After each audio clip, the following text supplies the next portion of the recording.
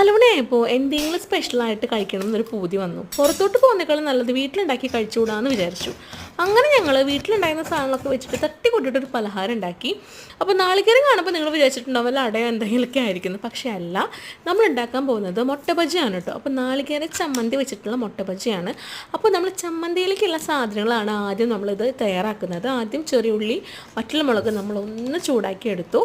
എന്നിട്ട് നമ്മൾ നാളികേരത്തിലോട്ട് ഇതൊക്കെ ഇട്ട് ഒരു ശകലം പുളിയും ഇട്ടിട്ട് കുറച്ച് ഉപ്പും ചേർത്ത് നന്നായിട്ട് നമ്മളൊന്ന് അടിച്ചെടുത്തു.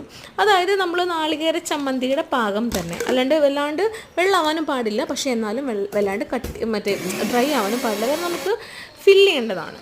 എന്നിട്ട് നമ്മൾ ബാറ്റർ തയ്യാറാക്കി. ബാറ്റർ നമ്മൾ ചെയ്യുന്നത് കടലമാവ്, പിന്നെ ചെറിയ ഉള്ളി, പച്ചമുളക്, പിന്നെ നമുക്ക് വേണമെങ്കിൽ ഇഞ്ചി ഇടണമെങ്കിൽ ഇടാം, പക്ഷെ ഞാനിട്ടില്ല, എനിക്കിഷ്ടമില്ല. പിന്നെ ഈ ഒരു വെള്ളം എന്ന് പറയുന്നത് കായത്തിൻ്റെ വെള്ളമാണ് കേട്ടോ.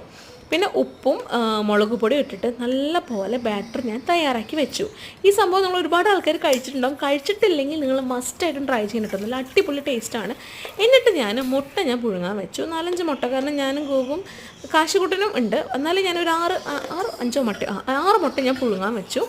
നല്ല പോലെ പുഴുങ്ങണം കേട്ടോ. അത് നന്നായിട്ട് വെന്തില്ലെങ്കിൽ നമ്മളിപ്പോൾ എൻ്റെ ചില മുട്ടയൊക്കെ നന്നായി നമുക്ക് അതിൻ്റെ ഉള്ളിലത്തെ മഞ്ഞക്കരും എടുക്കാനായിട്ട് കുറച്ച് പാടുണ്ടായിരുന്നു. കാരണം ഈ ചമ്മന്തിയും ഈ മഞ്ഞക്കരും കൂടെ മിക്സ് ആക്കിയിട്ടാണ് നമ്മളിത് ഫില്ല് ചെയ്യേണ്ടത്. അപ്പോൾ എനിക്ക് ചിലതിൽ നിന്ന് എടുക്കാനായിട്ട് നല്ല പാടുണ്ടായിരുന്നു.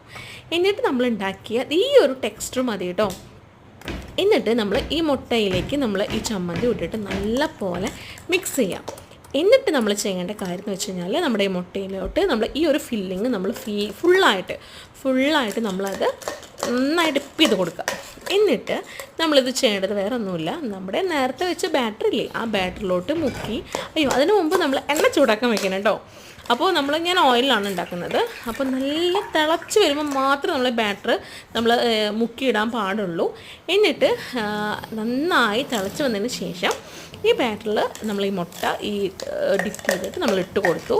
നന്നായി മുരിഞ്ഞ് വരും. നമ്മൾ വല്ലാണ്ട് ഇതാക്കി ഇടണ്ട, പക്ഷേ വല്ലാണ്ട് സിമ്മിലേക്ക് ഉണ്ട്, ഏകദേശം മീഡിയത്തിലിടാം. നല്ല പോലെ മുരിഞ്ഞ് വരുമ്പോൾ നമുക്കത് പാകാവും, നമുക്ക് ഏകദേശം അറിയാമല്ലോ. അപ്പോൾ നമുക്ക് വാങ്ങാം കേട്ടോ. പിന്നെ പറയാതിരിക്കാൻ വയ്യ, നല്ല ടേസ്റ്റാണ്. ഇതിൻ്റെ കൂടെ നമ്മൾ ചമ്മന്തിക്ക് കിട്ടുമല്ലോ, ആ ചമ്മന്തിയും കൂടി ഉണ്ടെങ്കിൽ ഒന്നും പറയണ്ട. പക്ഷേ എനിക്ക് അത് ഉണ്ടാക്കാനുള്ള സമയം ഉണ്ടായിരുന്നില്ല, കാരണം ക്ഷമ ഉണ്ടായിരുന്നില്ല. എങ്ങനെയെങ്കിലും ഒന്ന് കഴിച്ചു നോക്കണം, നമ്മൾ പുറത്തുനിന്ന് കഴിച്ച ടേസ്റ്റാണെന്ന് അറിയാമല്ലോ. പിന്നെ ഞാനൊരു കട്ടൻ കാപ്പിയും വെച്ചു. പിന്നെ ഞാനും ഗോകും കഥയൊക്കെ പറഞ്ഞു. അതിനിടയിൽ ഞാൻ പോയി കുളിച്ചിട്ട് വന്നു കേട്ടോ. ഞാനും ഗോകും കഥയൊക്കെ പറഞ്ഞ് ഞങ്ങൾ ടേസ്റ്റ് ചെയ്തു. നല്ല ടേസ്റ്റാണ്, എന്തായാലും ട്രൈ ചെയ്യണം കേട്ടോ.